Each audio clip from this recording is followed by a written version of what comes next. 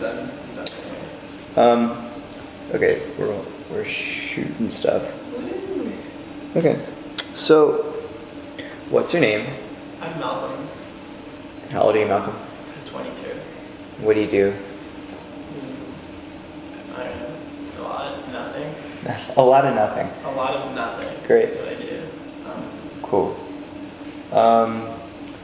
So I'm just kind of getting some interviews together for what stuff we talked about, basically about this big idea of space and how the movement has created certain spaces and what the relationship between public and private space are, and what how certain bodies kind of create space together.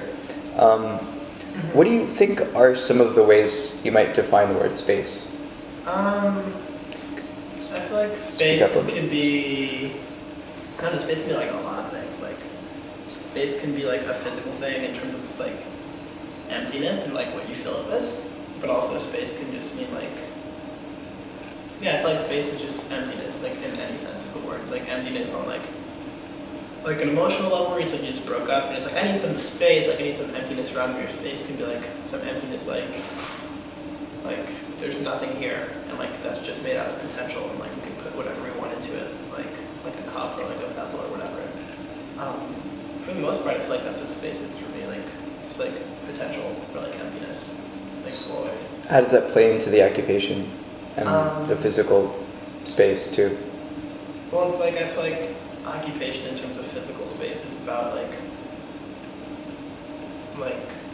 I don't know, like harnessing potential or like implementing potential onto emptiness, where it's like, this is like a boring ass park and we are going to put something here, whereas there was like not much beside like yuppies eating lunch before, or like Union Square, where it's like wasn't actually like void, like there was already shit going on there, but kids went there anyway and like put more in it, like there was still like some amount of emptiness, and they like began to fill in that space, kind of thing.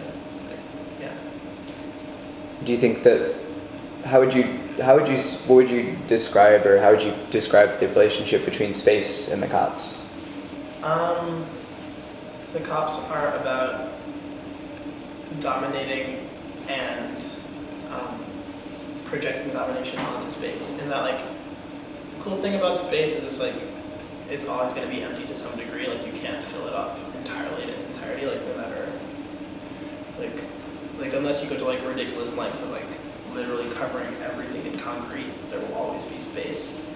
And because of that, I feel like cops have to.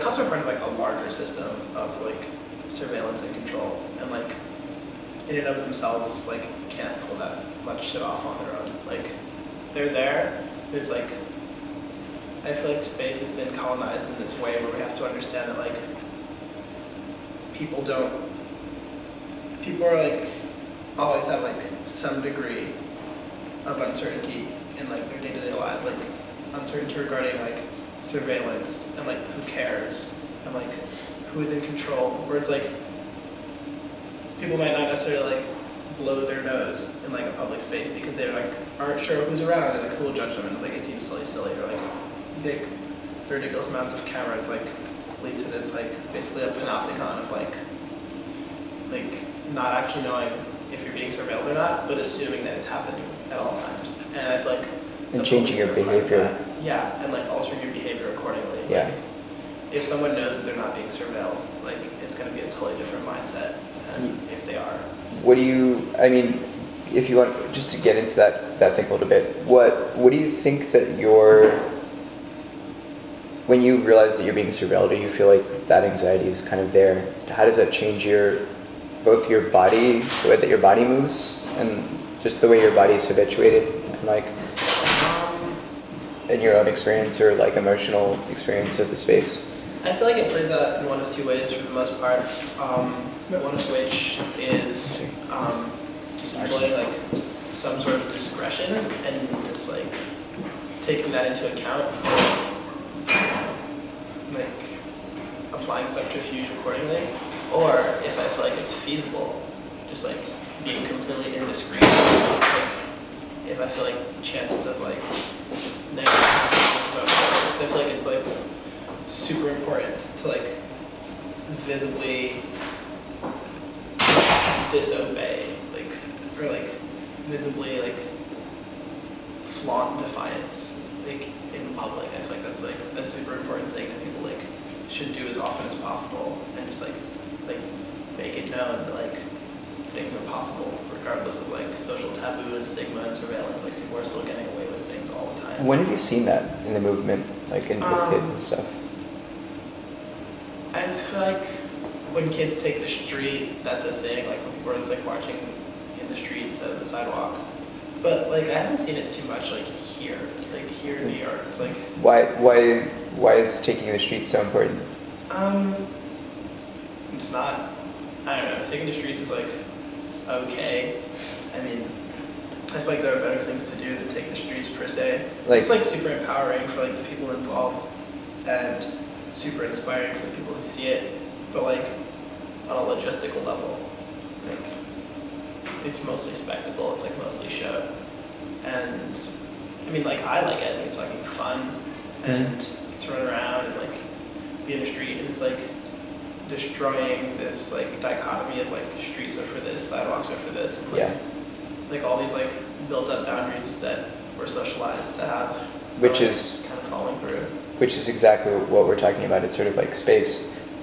Like there's a certain kind of space that's unimpeded by like this ordering of society that the police kind of reproduce and force into certain kind of bodies in a certain kind of way, and therefore we're like, we remember, like we act in a certain way because we don't want the cops to arrest us, or we don't want people to think we're weird, or whatever it is, or think we're crazy or on drugs or something.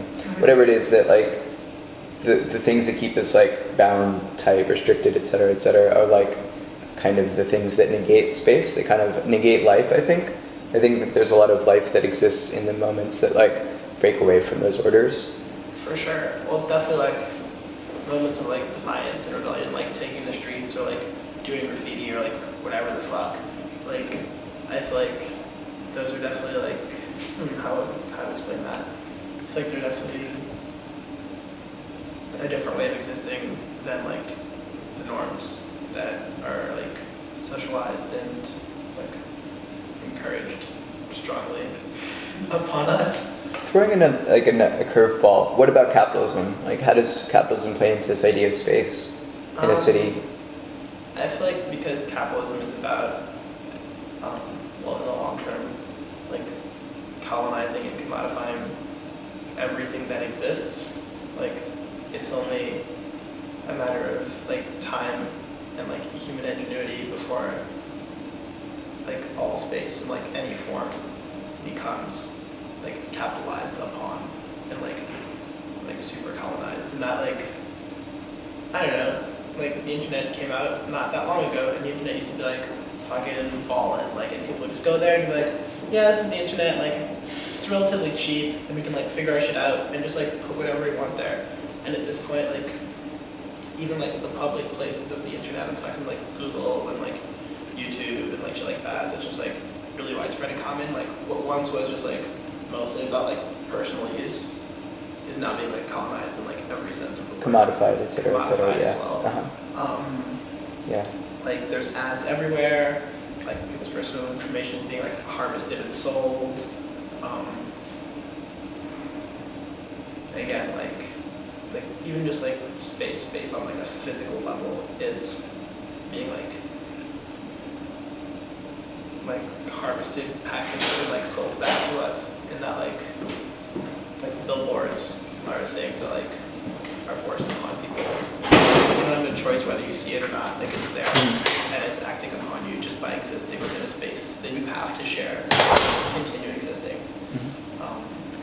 Rent, travel, like living indoors and going places like is like not a thing you can do for free anymore without like facing some level of like risk and like the threat of violence from the state. Wherever you go, yeah. Yeah, totally. Yeah, I feel like space like is just becoming more and more commodified, and to preserve that commodification, because like most people would love space to just be like space in and of itself without like all the bullshit that's attached to it at this point. But because it's commodified, it also has to like continually like be like dominated and like continually have like coercive forces like maintaining that, because like it's not like a natural order or like a balance or like whatever the fuck people want to call that. Sure. Yeah, I mean, I think that as far as I'm concerned, the police are there to enforce the efficient flows of capitalism. It's like, for sure. It's like, for sure, whatever's the most efficient thing. Like, we'll keep all the bodies who need to be here, who are efficient workers and are producers, and like, we'll keep them here and like let them be free, or like let them think that they're free. And then everyone else who isn't working or is a renegade or a political descendant or whatever, or like is creating politics on any level, or disorder on any level, is going to be, you know, like expedited and sent out and like whatever, like sent to the prisons. Another kind of thread I wanted to ask about is public-private space. Yeah. Because I think there's something really interesting about this idea of like what's the difference between a public space and a private space, and what's a publicly owned private space, or privately owned public space? Like what does that mean? And then like what does that say about the way the cities are transforming? Like rapidly, New York City has transformed into. I think